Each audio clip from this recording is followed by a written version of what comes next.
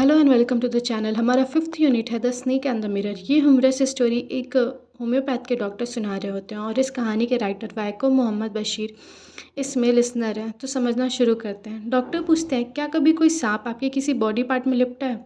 वो भी कोबरा। सभी शांत हो गए। तो डॉक्टर बताते हैं, गर्मी की रात के 10 बज रहे थे।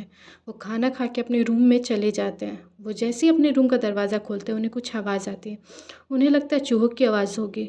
फिर वो केरोसिन का लैंप जलाते हैं। उस घर में बिजली नहीं थी, छोटे से किराए का रूम था।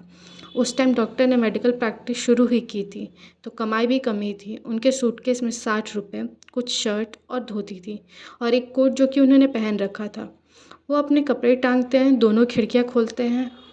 घर के बारे में बताते हैं कि ऊपर की छत पे टाइल्स लगे थे, सपोर्टिंग गैबल्स थे, कोई सीलिंग नहीं था। बहुत सारे चूहे भी थे। उन्होंने अपना बिस्तर बनाया और उसे दीवार के पास कर दिया।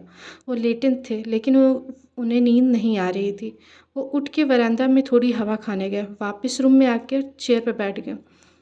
टेबल के नीचे बॉक्स में से किताब निकाली जिसका नाम था मैटेरिया मेडिका।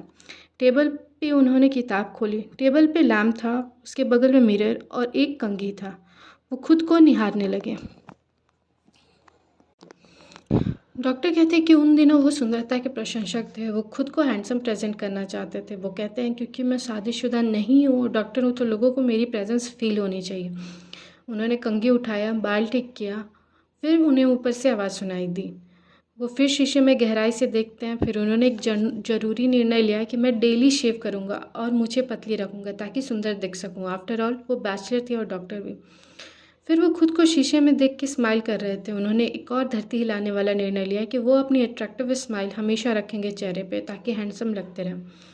फिर ऊपर से आवाज़ आई। फिर वो रूम में एक तरफ से दूसरी तरफ वॉक करने लगे। सोचने लगे कि वो शादी करेंगे और वो शादी किसी डॉक्टर से ही करेंगे जिसके पास बहुत सारे पैसे हों और वो अच्छी मेडिकल प्रैक्टिशनर भी होनी चाहिए और उसके साथ वो थोड़ी मोटी भी हो ताकि वो कोई भी छोटी सी गलती करें तो उनकी वाइफ भाग ना पाए।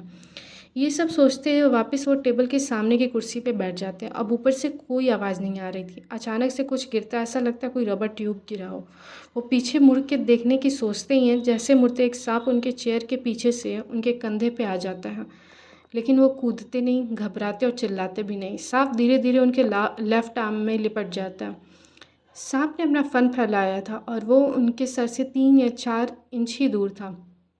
वो अपनी सांसें रोक के बैठे थे। वो एकदम पत्थर की तरह हो गए, लेकिन उनका दिमाग चल रहा था। चारों तरफ अंधेरा था और वो पत्थर की तरह लैम्प के पास बैठे थे। कहते हैं उन्हें सडनली फील हुआ कि भगवान होते हैं। उन्हें हाथ में दर्द भी होने लगा था। उन्हें मौत नज़दीक दिख रहा था और वो इस वक्त भी सोच रहे थे, अगर सांप ने काटा तो दवा कौन सी लेंगे? कोई मेडिसिन भी नहीं थी उनके पास। वो खुद को बेचारा और बेवकूफ़ डॉक्टर समझने लगे।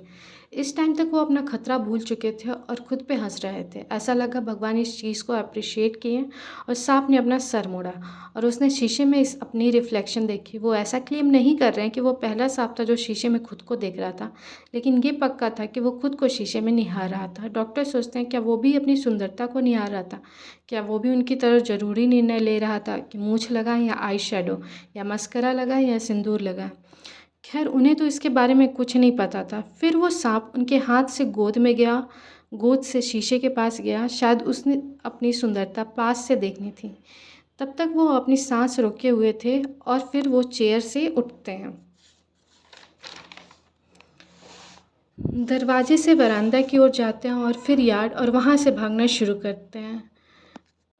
तो जो कहानी के लिसनर है वो सवाल करते हैं कि क्या आपकी वाइफ मोटी है? तो डॉक्टर बताते हैं नहीं, उनकी वाइफ उल्टा पतली और काफ़ी अच्छी रनर है। फिर कोई पूछता है कि जब आप दौड़े तो सांप ने आपका पीछा नहीं किया? तो डॉक्टर बोले कि वो तेज़ तेज़ दौड़ के दोस्त के घर पहुँचे।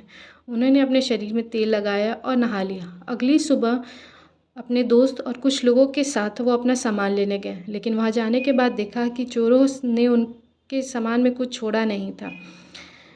फिर किसी ने पूछा, आपने फिर कभी वो सांप देखा डॉक्टर? डॉक्टर बोले नहीं, उसके बाद मैंने कभी वो सांप नहीं देखा।